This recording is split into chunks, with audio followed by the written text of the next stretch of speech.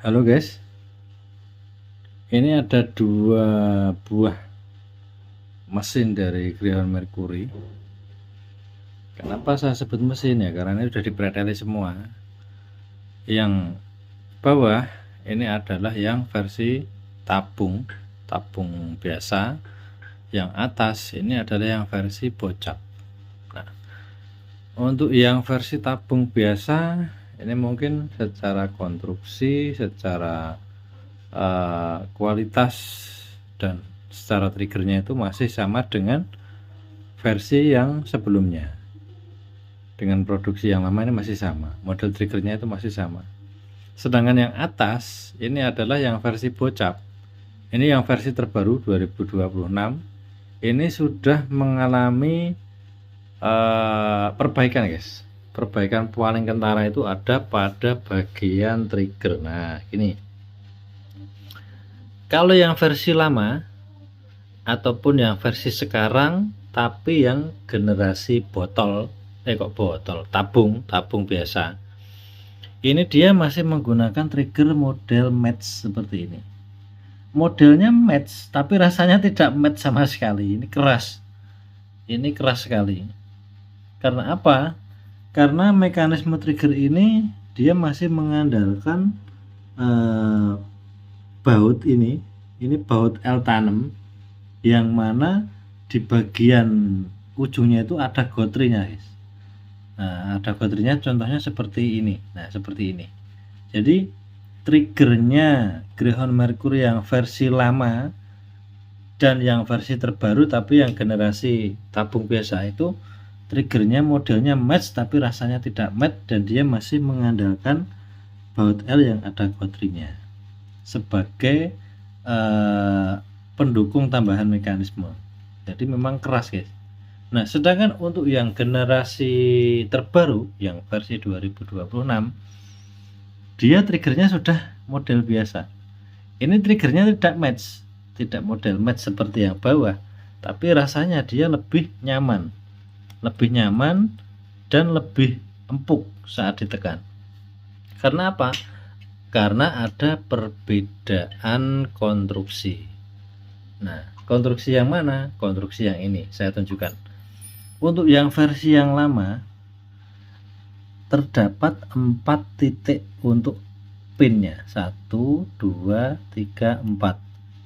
Yang mana yang berfungsi itu adalah pin yang depan ini adalah sebagai penggantung bagian trigger, sedangkan pin yang atas ini sebagai dudukan untuk pengait di dalamnya yang mengait di hammernya. Sedangkan yang ini adalah untuk mekanisme tambahan, dan ini juga untuk mekanisme tambahan. Nah, sedangkan yang versi terbaru dia hanya mengandalkan ya 4 pin tetap sama, tapi letaknya berbeda guys. Kalau ini 4 pin 1, 2, 3, 4. Nah, yang pin 2 ini jejer, ini juga jejer. Sedangkan yang generasi terbaru ini juga 1, 2, 3, 4, tapi letaknya berbeda. Yang bagian sini atau yang dekat dengan pengunci safety trigger atau trigger safety atau lock trigger ini cuma terdapat 1 pin. Sedangkan yang lama ini terdapat 2 pin. Nah, sedangkan untuk triggernya dia menggantung di sini guys. Ini menggantung trigger. Sedangkan yang lama triggernya itu menggantung di as yang depan. Tengah ini enggak ada pin untuk mekanismenya. Jadi ini pin mekanismenya di tengah. Nah, sedangkan 2 ini juga berfungsi sebagai setelan. Ini adalah pendukung untuk setelan dangkal atau dalamnya tarikan trigger. Jadi memang dari sisi performa yang Grihon Mercury yang terbaru dia ada perbaikan di bagian trigger, yang mana letak as untuk dudukan mekanismenya itu sudah berbeda. Nah, kelihatan kan?